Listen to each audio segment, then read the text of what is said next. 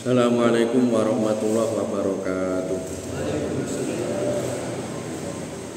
Ila hadratin Nabi Mustafa Sayyidina Maulana Muhammad sallallahu alaihi wasallam wa ila hadrati Asy-Syaikh Ibnu Hajar Asqalani wa Syekh Nawawi Malam Bantani wa ila jami'i masyayikhina wa ila jami'i jamaah masjid Nur Hikmah ladzi sabatona lahumul Fatihah. A'udzubillahi minasyaitonir rajim. Bismillahirrahmanirrahim. Alhamdulillahirabbil alamin. Arrahmanirrahim. Maliki yaumiddin. Iyyaka na'budu wa iyyaka nasta'in. Ihdinas siratal mustaqim. Siratal ladzina an'amta 'alaihim ghairil maghdubi 'alaihim waladdallin. Amin. Bismillahirrahmanirrahim. Allahumma zidna ilman wa fahman ya kasyifal muslat. Ikshif anal hujub anuju hazul ma'ani hatta natali ala khofiyati hadul sulat wa fatna minal khata wa dolam wa anta muafiqu kulli amrin wa anta alamul quyub innal ladhina istaruna fi ayati laisa mu'amila ulaika la khalaqalam fil akhirah rabbi syrah li sadri wa yassir amri wa hludatam min lisani yafqahu qawli rabbi syrah li sadri wa yassir amri wa hludatam min lisani yafqahu qawli rabbi syrah li sadri wa yassir amri wa hludatam min lisani yafqahu qawli. Qala mu'allifu rahimahullah ta'ala wa nafa'ana bihi wa bi barakati ulumihi amin ya rabbal alamin. Bismillahirrahmanirrahim. Wa an aliyin radhiyallahu anhu.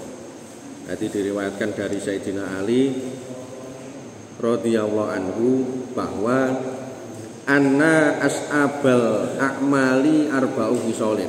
Jadi amal di dunia ini yang dihitung paling berat niku ada 4 perkara. Al-afwu indal ghadabi. Jadi yang pertama adalah al-afwu indal ghadab.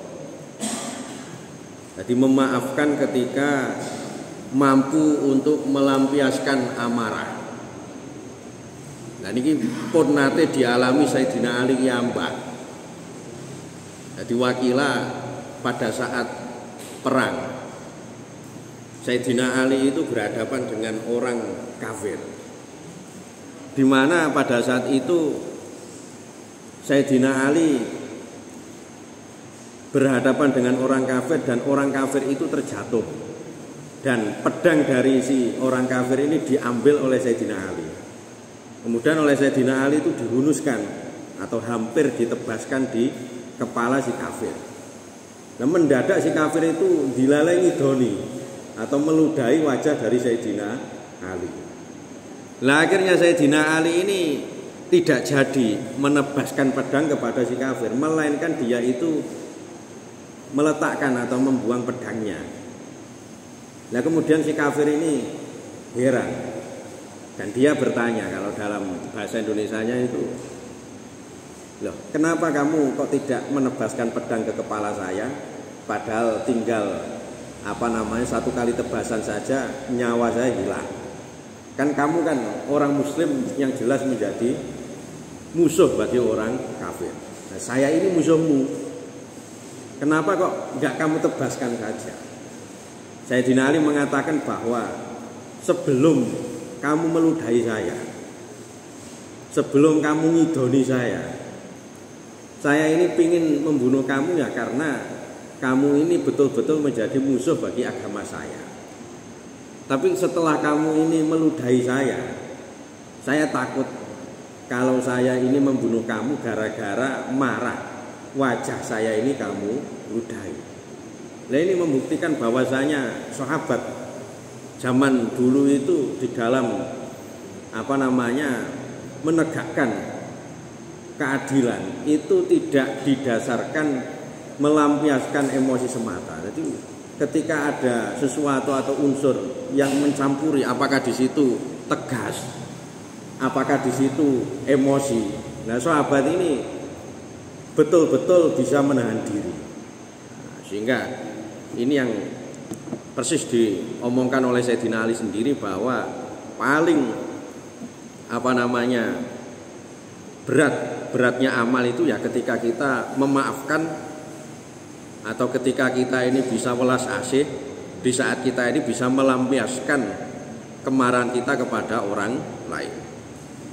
Dan memang betul di dalam syariat ini dikatakan bahwa atau dalam hadis dikatakan layak kumu qadin wa huwa ghadban, bahwa seorang hakim itu tidak etis ketika dia itu menghukumi dalam keadaan sangat marah. Jadi dalam hadis dikatakan semacam itu. Nah, kenapa? Karena bisa menyebabkan pikirannya ini tidak tenang di dalam memutuskan hukum.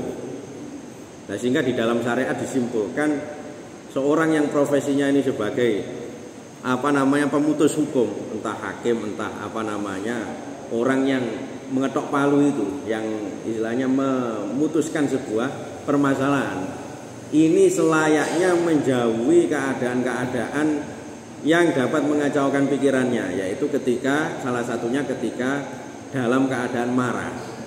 Nah, ini takutnya apa? Takutnya itu tidak objektif. Jadi semata-mata karena sumpek, akhirnya dia itu melampiaskan kemarahannya ke dalam bentuk memberikan hukuman yang melebihi standar. Nah, ini kemudian dikatakan lagi bahwa amal yang paling berat itu adalah wajud fil usroh. Jadi dermawan di saat kita ini tidak punya. Nah, ketika orang itu dalam keadaan punya harta, dalam keadaan kehidupannya itu lapang, dia mudah berbagi. Tapi ketika dia ini dalam keadaan sulit, ini kadang pikirannya ini sumpek, apalagi kalau itu didasari dengan kebutuhannya ini tidak terpenuhi. Nah, oleh karenanya Nabi Muhammad dulu ketika di dalam menghukumi seorang itu tidak hanya memandang undang-undang atau mungkin syariat saja, akan tapi juga melihat aspek sosial dari si yang dihukum. Saya contohkan bahwa suatu hari dulu itu ada orang miskin, siang hari di bulan Ramadan itu melakukan hubungan intim karena memang dia nggak kuat. Nah, dalam undang-undang agama Islam, orang yang membatalkan puasa karena berhubungan intim dari suami istri niku selain nanti wajib mengqadha puasa juga wajib membayar kafarat. Kafaratnya apa? Kalau nanti masih kuat ya memerdekakan budak. Tapi kalau zaman sekarang budak niku pun boten wonten. Kalau tidak kuat, tidak punya sesuatu untuk memerdekakan budak, maka dia bisa berpuasa selama 2 bulan berturut-turut. Kalau nanti tidak bisa berpuasa berturut-turut, ya mengasih makan kepada 60 fakir miskin. Nah, niki suatu hari ada seorang yang tidak punya materi atau orang miskin niki melakukan hubungan intim di siang hari bulan puasa sehingga puasanya terpaksa batal. Nah, kemudian sowan kepada Kanjeng Nabi. Kemudian sama Kanjeng Nabi ini ditanya, ya sudah, sampean ini melakukan hubungan intim dalam keadaan sengaja atau dalam keadaan tidak lupa. Ya sudah, dilakukan saja. Selain nanti wajib mengqadha puasa yang ditinggalkan di bulan Ramadan, juga harus membayar kafarat. Nah, kemudian si orang ini nawar, waduh, jangankan memerdekakan budak, lawang saya ini orang miskin, nggak punya apa-apa. Ya sudah, puasa 2 bulan saja. Sama Kanjeng Nabi ditimpali, wis puasa 2 bulan saja. Nah, kemudian orang ini menawar, jangankan puasa 2 bulan, puasa Ramadan saja masih bolong-bolong. Masih saya ini tergiur untuk berhubungan intim dengan istri saya. Tidak kuat puasa 2 bulan berturut-turut nih. Ya wis, kalau Kanjeng Nabi ini dijawab nggih pun lah. Lek gak kuat nggih sampean ngasih makan 60 orang miskin. Ya sana kasih makan. Lah orang ini bilang, jangankan mengasih orang miskin makan, namun saya sendiri setiap hari itu sering minta. Lalu akhirnya Kanjeng Nabi ini guyu kekel, Pak. Wakilan itu sampai ketinggal wajone atau giginya. Karena ndak kuat. Saking tersenyumnya, saking guyune niki wae, cara ade batin niku maling iki wis melarat.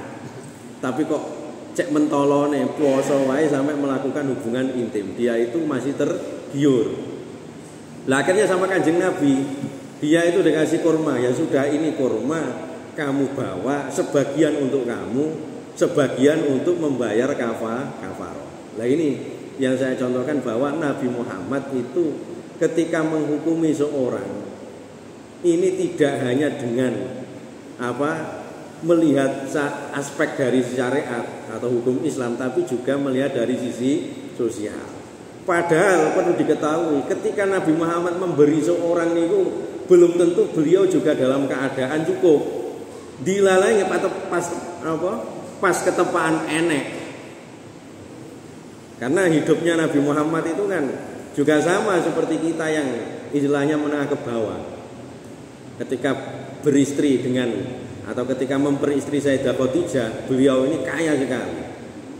Tapi ketika beliau ini ditinggal Sayyidah Khadijah, beliau sering menyedekahkan hartanya. Tidak jarang beliau ini sering mengganjal perutnya ini dengan batu. Artinya apa? Beliau ini sering tidak punya sesuatu untuk dimakan. Tapi begitu saja, dalam keadaan begitu, beliau tetap bersedekah. Bahkan ketika disambati orang yang di situ lebih nemen melaratnya, beliau ini juga masih membantu untuk mencarikan solusi. Nah ini sudah pernah diterapkan Kanjeng Nabi bahwa termasuk amal yang paling berat ketika kita ini napa niku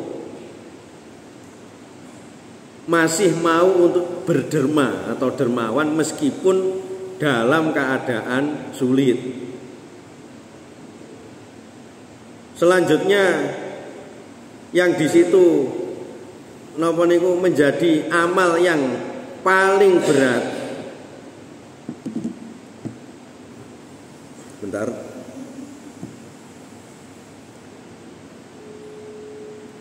Selanjutnya adalah kita beribadah dalam segala keadaan.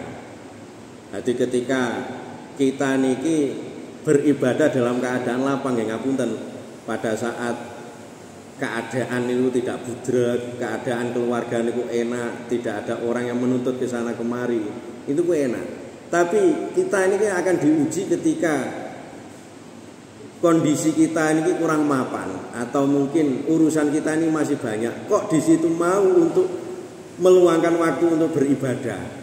Maka pahala orang semacam ini akan lebih berbobot daripada mereka-mereka yang beribadah dalam keadaan lapang. Jadi mulane para ulama dulu itu dalam bermindset hidup niku segalanya niku diukur dengan akhirat.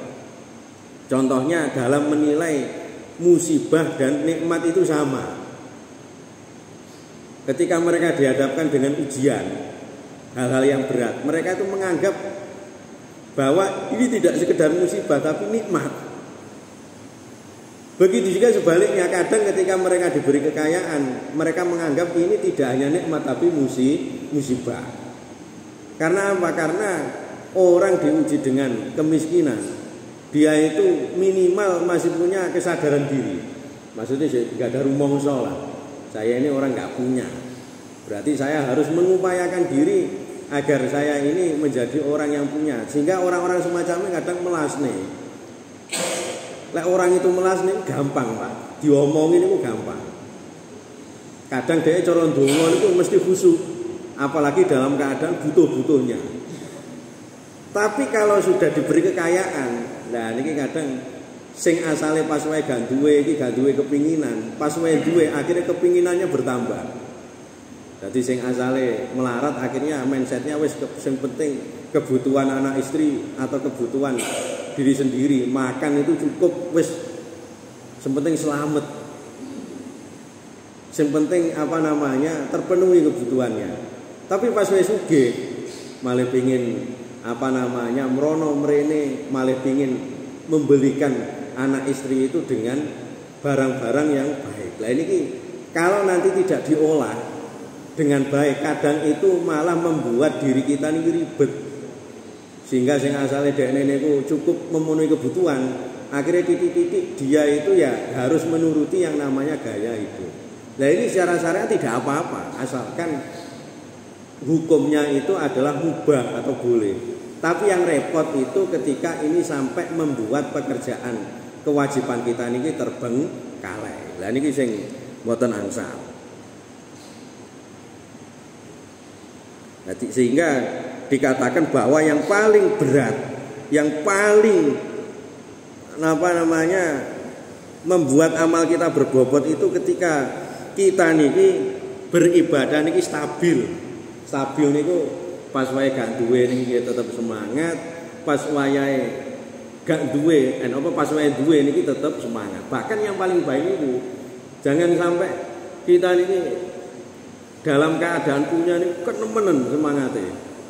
Koyok wis ngibadah atau kerja itu ya ndas dadi sikil dadi ndas. Ya kecuali kalau memang torekohnya atau kewajibannya tinggal itu saja, seperti bagi orang yang di situ sudah mencapai masa pensiun atau ya silakan. Tapi yang menurut Nabi yang paling baik ini hidup niku nggih sedengan mawon. Waya adzan nggih budal teng masjid, kemudian sholat wajib atau sholat sunnah begitu saja. Ketika pulang niku nggih dipethuki tangga niku nggih tetep naruh. Cara enek tanggane sedo terus keluargane niki ngundang tahlilan nggih tetep teko. Nggih sedang-sedang saja. Nah ini yang paling saya. Nah sehingga di zaman dulu sahabat niki hidup niku nggih sak umume jan-jane niku sak umume, Pak. Kadang niku kan wonten sing menggambarkan wah Islam niku kedahe teng masjid terus 24 jam hidupnya di masjid mboten. Nyatane sahabat itu kan banyak yang menghabiskan waktunya untuk berdagang. Contohnya adalah Sayyidina Abdurrahman bin Auf atau Utsman bin Affan. Sehingga mereka-mereka ini selain nanti ahli ibadah, mereka-mereka juga ahli dermawan. Karena apa? Mereka ini bekerja. Nggih wonten sahabat-sahabat niku sing nggih ngapunten uripe niku nggih pas-pasan. Seperti Abu Hurairah, seperti Anas bin Malik, sehingga mereka-mereka niku nggih menjadi abdi dalem atau pembantunya Kanjeng Nabi.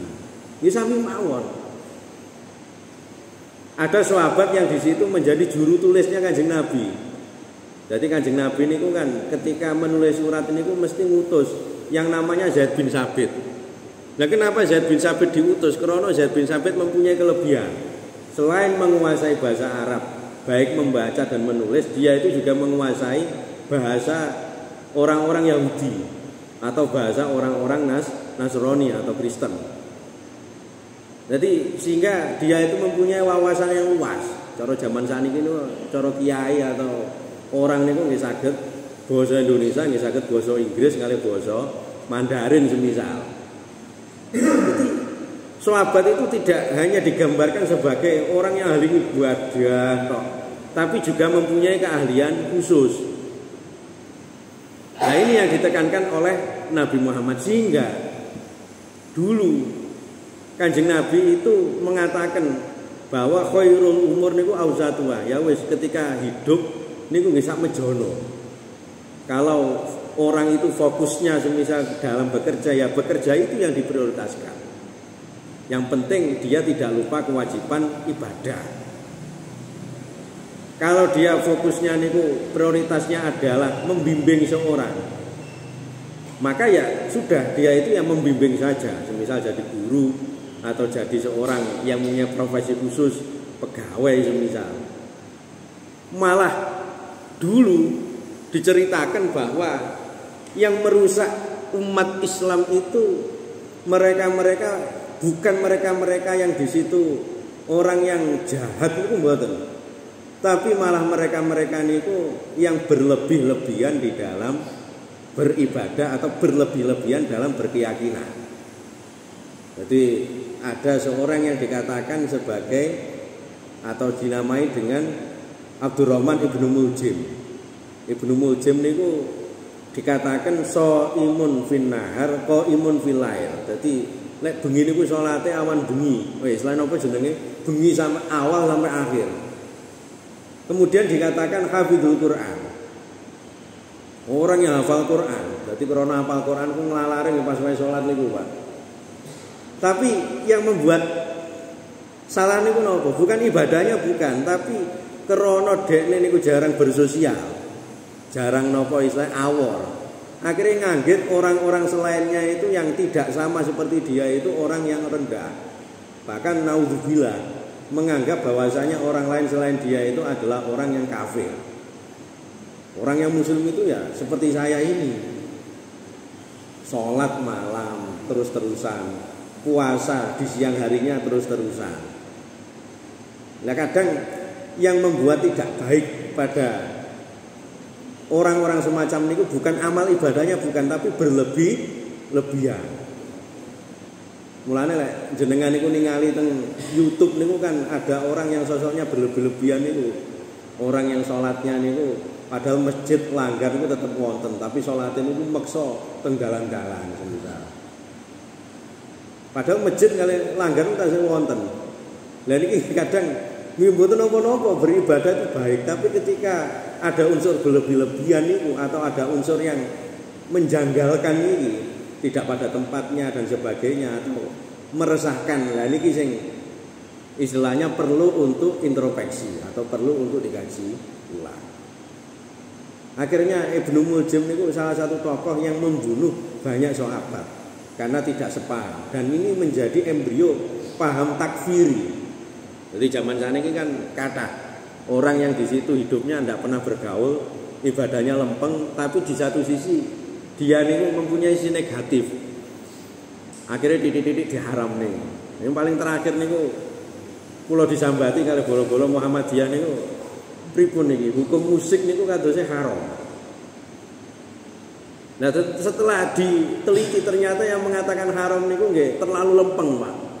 Mboten ngertos lek sahabat niku dulunya juga pernah istilahnya mendengarkan musik ya meskipun dalam taraf terbatas. Lalu akhirnya dianggapnya zaman dhisik niku wis penting salat terus nopo teng masjid maca Quran mawon, sehingga bacaan-bacaan yang lain itu dikatakan haram. Lah ini yang repot. Jadi mindset merasa paling baik karena timbul dari berlebih-lebihan dalam segala hal ini ya, tidak baik. Artinya bukan ibadahnya yang tidak baik, tapi berlebih-lebihannya. Jadi mulanya dikatakan sih paling angel niku ketika kita sudah kadung beribadah niku nggih, kita bisa nggak menjaga dari hal yang berlebih-lebihan. Nah niki dicontohkan lagi bahwa ketika syaitan itu tidak bisa mengganggu manusia dengan yang namanya hawa nafsu, dia itu akan mengganggu manusia dengan perasaan-perasaan yang merasa paling baik dan sebagainya. Nah sehingga ketika ada orang ibadah niki napa mawon pun stabil, ini kadang setan ini ngerupak nih godaan itu dalam keadaan ditumbuhkanlah penyakit yang namanya sombong dan iri hati, sehingga orang niku sing asale gak pati sregep ibadah tapi sregep serawung. Biasanya bareng ibadah lempeng. Kadang serawung itu gak pati blas atau tidak mau sama sekali. Lah niki sing dados kadang niku kejanggalan atau keganjalan bagi umat Islam. Jadi umat Islam itu mboten rusak karena orang-orang jahatnya itu atau karena preman-premannya, tapi justru karena orang yang terlalu lempeng di dalam beribadah tapi dia tidak mendasari dengan keilmuan yang memadai. Jadi semacam itu. Dan seperti dalam realita ini yang menjelek-jelekan umat Islam sendiri nggih, atau citra umat Islam nggih, sebagian umat Islam itu sendiri. Jadi ketika mereka itu gampang marah dihina sidik langsung kobong, istilahnya itu nggih langsung meluapkan amarah itu dengan hal-hal yang tidak perlu. Nah, sehingga umat non muslim ini menganggap Islam kok mereng titik-titik mata ini titik-titik demo titik-titik lah. Semacam inilah yang kadang itu memperburuk citra umat Islam, sehingga ini timbul dari berlebih-lebihan. Nah, sehingga sekali lagi kembali bahwa yang paling baik itu khairul umur awsatuha. Jangankan di dalam hal syahwat atau seperti makan, seperti nikah, berlebih-lebihan di dalam kebaikan Kalau nanti berimbas pada mencelakakan orang lain juga tidak baik. Ya contohnya seperti tadi. Orang yang di situ terlalu banyak ibadah murni, kakean sholat, padahal dia punya harta untuk dinafkahkan, sehingga anaknya itu tidak menerima nafkah. Lah niki sing tidak baik. Orang yang di situ beribadahnya lempeng, sehingga dia itu melupakan aspek sosial, sing wayahe ada tetangga yang di situ perlu dipenuhi hak-haknya. Lah niki ketika tidak terpenuhi, lah niki juga tidak baik. Jadi semacam itu. Selanjutnya yang paling abot dalam amal niku ketika kita hidup niku seimbang. Nah ini yang paling angel. Jadi tidak hanya dalam urusan ibadah, dalam urusan hidup. Kadang wataknya manusia ketika dia itu sehat, dia niku cenderung tidak berpikir atau berinvestasi di dalam masalah akhirat. Semisal ketika dia sehat itu pikiran wis nyantai-nyantai wae, cek sehat wis gak apa-apa lah nglakoni maksiat sithik-sithik. Soale wis tuwek tobat. Lah ini tidak baik. Atau sebaliknya, ketika dia itu sudah tua, sing wayahe niku nggih kantun beribadah kepada Allah, tapi dia nuruti hawa nafsu bagaimana dia itu masih muda. Lah niki sing nggih mboten sae niki. Sehingga yang paling baik niku entah dalam masa muda atau masa tua, kita tetap mempersiapkan diri untuk beribadah kepada Allah Subhanahu wa taala. Karena apa? Karena dikatakan bahwa hakikatnya manusia niku hidup, dia itu nggih menyambut setiap azan itu dengan melaksanakan sholat. Jadi urip itu di antara satu azan dengan azan yang lain. Artinya ketika dia itu bisa mengisi waktu di antara azan dan azan dengan kebaikan, ya maka dia akan mendapatkan pahala yang lebih. Jadi kalau orang ini saged main settingnya itu gampil, Pak. Wis urip niku wis ngenteni azan satu dengan azan yang lain. Diisi dengan apa? Ya wis yang penting gak ngelakoni perbuatan jelek, tidak merugikan orang lain, begitu saja. Tapi kalau mindsetnya niku nggih berlebih-lebihan, hidup niki jangka panjang kedak ngeten. Terus ketika saya punya anak, saya harus bisa meninggalkan. Jadi untuk mensejahterakan mboten napa-napa, tapi kata-kata harus niku lho. Harus anak saya sejahtera 7 turunan. Lah niki sing berlebihan. Kalau memberi nafkah pada anak monggo, tapi kalau nanti berlebih-lebihan ya niki sing mboten sae. Sehingga Nabi dulu mencontohkan bahwa selain kita niki berusaha, kita juga harus tawakal. Karena apa? Tenaga manusia niku terbatas, Pak. Tenaga atau kekuatan manusia niki terbatas. Dan di saat dia itu terbatas, dia harus menyadari keterbatasannya. Mulane Kanjeng Nabi dulu mencontohkan ada seorang yang di situ terlalu tawakal. Wis sithik-sithik pokok urusane Gusti Allah lah. Sehingga saking tawakale ketika dia ke masjid niku naik unta. Cara zaman dhisik naik unta. Cara sana iki sepeda motoran. Untanya niku mboten dicencang. Terus saking sepeda motoran wis kuncine diblak-blakne, wis kuncine kono wis. Lek anjene dikersakne Gusti Allah ilang ya ilang, lek dikersakne Gusti Allah iku gak dicolong ya panggah ono. Lah niki tawakal yang sebenarnya tidak pada tempatnya. Sehingga kali Nabi ketika masuk masjid orang ini ditanya, enggak ditanya sholat, enggak ditanya wudu ndak. Tapi sing ditekoni napa? Lah kae lho, untamu iku kira-kira sudah wis dicencang gurung, sudah diikat belum? Sama sahabat ini dijawab belum Kanjeng Nabi. Loh, kenapa kok tidak diikat? Jadi dia akan melaksanakan sholat ditanya sama Kanjeng Nabi. Mboten ditanya masalah awakmu ngerti rukun sholat apa syaratnya sholat enggak? Enggak. Tapi yang ditanya itu adalah aspek sosialnya. Awakmu lek mlebu masjid itu untanya sudah dicencang atau sudah ikat belum? Dijawab belum. Ya wis, sebelum kamu sholat kamu ikat dulu otak kamu, baru ketika sudah diikat kamu bertawakal dan kamu beribadah.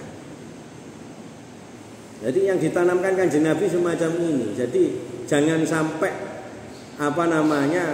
kehidupan kita ini berlebih-lebihan sehingga jomplang dalam satu hal. Juga dikatakan bahwasanya manusia itu sering jomplang di dalam hal ikhtiar dan tawakal. Kadang manusia yang semangatan kerja itu nglalekne tawakal, Pak.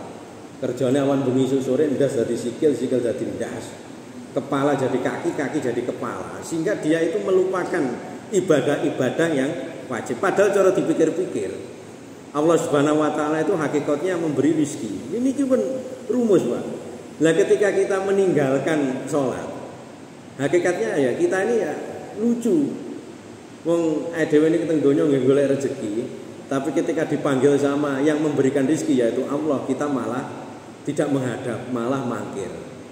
Nanti hakikatnya orang yang di situ atau gambarannya orang yang berlebih-lebihan di dalam ikhtiar, dalam usaha gini sampai melupakan zat yang memberikan rezeki. Begitu juga sebaliknya, sing terlalu ketawakalan.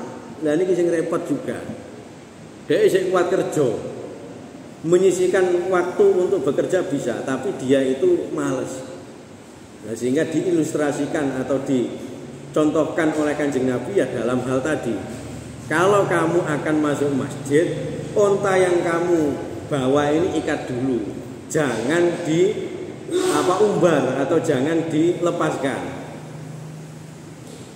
Nah, sehingga dulu pernah dikatakan Habib Umar bin Hafid Yaman itu pernah ditanya. Jadi gambaran itu yang tawakal kali ikhtiar itu pripun supaya seimbang. Soalnya seimbang itu angel.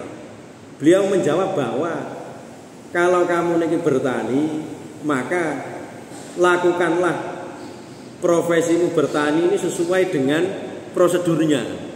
Jadi kalau bertani ini ya menanam bibit, kemudian memberi pupuk, baru kemudian ketika menanam bibit sudah, memberi pupuk sudah, baru kamu berdoa kepada Allah semoga tanaman ini bisa panen.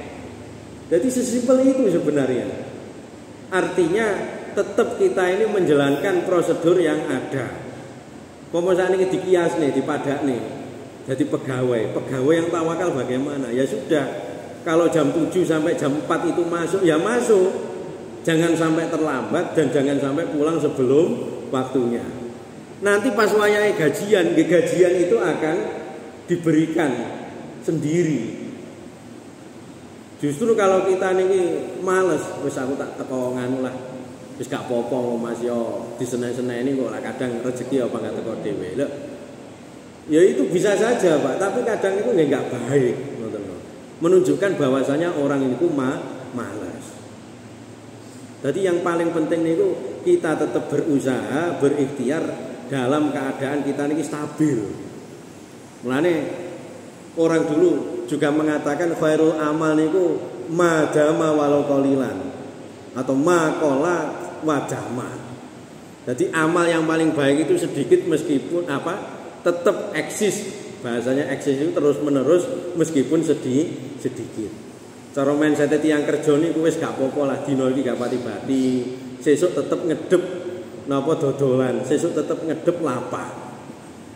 Karena rizki itu tidak akan pernah tertukar dan di situ sudah tertakar di Lauhil Mahfuz. Dan semoga kita mendapatkan rizki fid dini wa dunya wa akhirah oleh Allah sehingga kita niki ketika bekerja niki tidak melalaikan ibadah, ketika kita beribadah niki tidak pol-polan sehingga melalaikan kewajiban kita di dalam hidup di dunia niki. Wallahu muwaffiq ila aqwamit thoriq. Assalamualaikum warahmatullahi wabarakatuh.